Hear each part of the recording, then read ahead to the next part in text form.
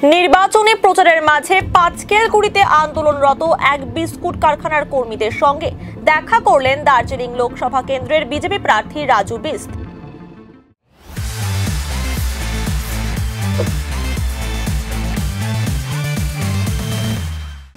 পাঁচকেলকুড়িতে একটি বিস্কুট কারখানার 7 জন কর্মীকে জোর করে অবসর দেওয়া হয়। অভিযোগ, কর্মীদের পিএফ এবং গ্র্যাচুইটির টাকাও দেওয়া হয়নি।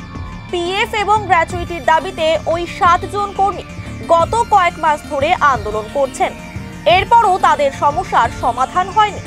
বিষয়টি জানতে পেরে আজ সেই কর্মীদের সঙ্গে দেখা করতে চান এবং তাদের সমস্যার কথা শোনেন বিজেপি প্রার্থী রাজু বিস্ত। তাদের সহায়তা করার আশ্বাসও দেন তিনি। কর্মীরা জানান, গত 32 বছর ধরে কাজ করছেন তারা। গত বছর 8ই আগস্ট হঠাৎই 7 জনকে অবসর দেওয়ার সিদ্ধান্ত নেওয়া হয়। সেই সময় পিএফ এবং গ্র্যাচুইটির টাকাও দেওয়া হয়নি। এই কারণে লাগাতার আন্দোলন করছেন তারা। এই বিষয়ে রাজু বিস্ত সহায়তা করবেন বলে জানিয়েছেন। আমাদের সমস্যা, আমাদের বকেয়া পয়সা দিয়ে তো মালিক, এটার জন্য বসে আছি আমরা। কিছু আমাদের হিসাব কিতাব দেয় নাই। কতদিন আমরা 7 8 দিন ধরে বসে আছি। এমনিতে আমাদেরকে 7 মাস ধরে বসায় রাখছে, কিছু টাকা পয়সা দিল না, হিসাব কিতাব নাই। ওই বিজ্ঞানের নেতা কতদিন ধরে আমাদেরকে আশ্বাস দিচ্ছে যে হবে। এই ডিমালা, তারপরে শম্ভু, কোন বিজ্ঞান তৃণমূল পার্টি আসে, ওই আশ্বাস দিয়ে যায়, বা দুবার আসে না, আসল কাজে আসে না। কে রাজু বিশ্বাস আসছিল, আশা করি সে স্যার কিছু আমাদেরকে সাহায্য করবে, উপকার করবে, আশা করে আছি ওনার পরে। ওই তো আমার গ্র্যাজুয়েটি পাচ্ছি না, আমার পেয়ে টাকা অর্ধেক দিচ্ছে, অর্ধেক দিচ্ছে না। আমাকে গ্র্যাজুয়েটির জন্য আমরা 7 মাস থেকে বসে আছি এখানে, দিচ্ছে না, মানে আসছে না। 32 বছর থেকে কাজ করতে এই মডার্ন গ্রেডে, গ্রেডে আজকে 32 বছর থেকে কাজ করার পরে, হ্যাঁ, এই 7 মাস আগে, হ্যাঁ 7 মাস থেকে আমাকে বসায় দিয়ে এই 8 মাস চলতেছে 7 জনকে মালিকের কাছে যাওয়ার পরে, হ্যাঁ, মালিক বলে কিসের গ্র্যাচুইটি, কিসের কি, টিএমসির নেতা নম্রদিন, হ্যাঁ, তারপরে নম্রদিন ডিমাওয়ালা, আর কি বলে শম্ভু, নির্জল, এদেরকে 7 মাস 9 মাস থেকে ডাকতে লোকগুলো যে কেউ আমাদের সাথে দাঁড়ার মতো কেউ একটা নেতা নাই। হ্যাঁ, সব কোনো শ্রমিকের নেতা আমাদের টেনশন মালিক বলে নেতাগুলো আমাদের পকেটে আছে। হ্যাঁ, নম্রদিন বলে তোমার গানে জুন আমাদের ফ্যাক্টরি বন্ধ, যে যতক্ষণ আমাদের এই গ্র্যাচুইটি পয়সা, হ্যাঁ, হিসাব কিতাব বুঝে 7 জনকে না মেলে, হ্যাঁ, ততক্ষণ ফ্যাক্টরি আমাদের বন্ধ রাখবো। ফ্যাক্টরি ব্রেডের ফ্যাক্টরি, ব্রেড বিস্কুট। আচ্ছা, 7 মাস থেকে বন্ধ হয়েছে। এখানে কাজ রানিং কি রয়েছে? সমস্যা হলো কি, যে কাজ চলতেছে, তারপরে 7 মাস হয়ে গেলে ওদের রিটায়ার করে দিচ্ছে 7 জনকে। তারপরে রিটায়ার করার পরে এদের গ্র্যাচুইটি যে পাবে 30 বছর 25 বছর ধরে কাজ করছে, তো গ্র্যাচুইটিও কোনো হিসাব দিচ্ছে না। তারপরে কোনো পিএফের কোনো হিসাবে ঠিক নাই বলছেন। তারপরে ওরা 28 তারিখে এসে বন্ধ করে দিচ্ছে। আমরা রানিং কাজ করতেছিলাম, তার বন্ধ করে দিলে ওদের সঙ্গে এখন আমাদেরকেও বন্ধ করতে লাগলো বাধ্য হয়ে। মালিক পক্ষ মানে আমরা যেই লেবার আছি তারা বাধ্য হয়ে বন্ধ করতে হলো। তারপর আমরা তো খোলাই রেখেছি, আমরা গেট কিছু তালা মারিনি, মালিকের ভিতর দিয়ে তালা মেরে দিচ্ছি। তারপর তো এখন আমাদের কোনো হিসাব নেই, মালিকও আসতেছে না, কোনো আমাদের সঙ্গে কোনো মিক্সচার নাই। তারপরে আইনটি সে নেতাগুলো কোনো আসেও না, এখানে কোনো খবরও নেয় না কিছু। কোম্পানিটা 92-তে আমরা 32 বছর দিয়েছে।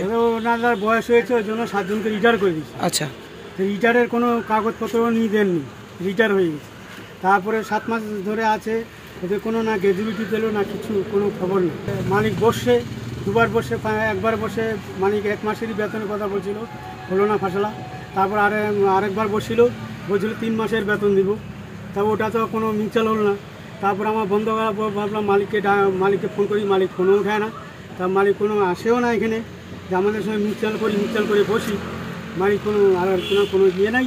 উনি খালি চিঠির পর চিঠি পাঠাই যাচ্ছে। চিঠিতে লিখতেছে ওনার মাল লস হলো, এই লাখ টাকা লোকসান, মেডিকেলে মাল যাচ্ছে না, ওইখানে মাল যাচ্ছে না, সেখানে মাল যাচ্ছে না। এগুলাই লেগে চিঠি পাঠাচ্ছে আমাদের করছে ওদের সঙ্গে আমাদেরকে সাথ দিতেই হবে, কারণ আমার ওদের নেক্সটে যা হবে আমাদের তো সঙ্গে তা হবে। এখানে এখন 22 জন, 5 জনের মধ্যে এখন 11 জন আছে, 7 জন রিটার্ন রয়েছে। আমাদের তবে আমাদের গ্র্যাজুইটা মিউচুয়াল করে দিয়ে দেখ কত আছে, পিএফ এর হিসাবটা মিটাই দেখ, যেটা ন্যায্য পাওনা সেটা যেন প্রায় দিতে পারে, এটাই ওনার কাছে। উনি বললো যে আমি দেখছি করে দেবো। এই শ্রমিক নেতা আসেও নি, খবরও নেয়নি, কিছু নেই। মানে উম্মেদ ভালো আছে, এখন যদি আমাদের সঙ্গে এনারা সাথ দেয় তাহলে আমাদের ঠিক আছে, ওনাদের উপরে সব। আমাকে খুব ভালো লাগলো, স্যার আসছিলো আমাদের সাথে দেখা করলো, দেখা করে বললো আশ্বাস দিল তোমাদের আমি দাবিটা এটা দেখি করে যাইতে পারে কিনা। আর রাজু বিশে 10 মিনিট হলো স্যার আসার জন্য, যেটা বক্তব্য ছিল বললাম স্যারকে, স্যার দেখলো কাগজপত্রগুলো নিল, বলে ঠিক আছে আমি দেখতেছি এখানে তোমাদের আশ্বাস আছে, অনেক আশ্বাস আছে, যে স্যার কী করতে পারে আমাদের জন্য, গরিবের জন্য, এইটাই বক্তব্য ছিল।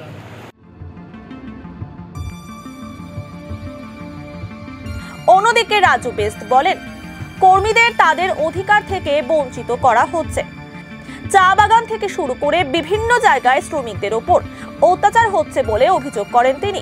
এই সমস্যার সমাধানের জন্য সংশ্লিষ্ট বিভাগের পাশাপাশি মালিক পক্ষের সঙ্গে কথা বলবেন বলে জানান রাজু বেস্ট।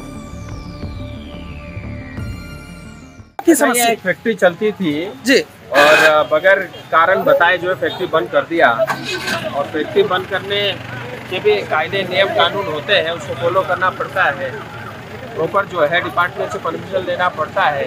तो जो वर्कर श्रमिक या जो स्टाफ काम करता है उनके साथ भी सेटलमेंट होना पड़ता है, उनका कंपनसेशन मिलना चाहिए, उनको तब तक का तनख्वाह, और आगे जो है उनका फ्यूचर के हिसाब से कुछ कंपनसेशन तय होता है। फिर उनका ग्रेचुटी का पैसा हो गया, बोनस का पैसा हो गया, ये सब पेमेंट करना चाहिए। पीएफ में घुसा है, पैसा नहीं घुसा है, तो यहाँ ये मनमर्जी चलता है। यहाँ कोई कानून तो है नहीं बंगाल में, या तो टीएमसी का कानून लागू होता है, जिसको मर्जी खोल लेता है, जिसको मर्जी बंद कर लेता है। चाय बागान की भी ये स्थिति है।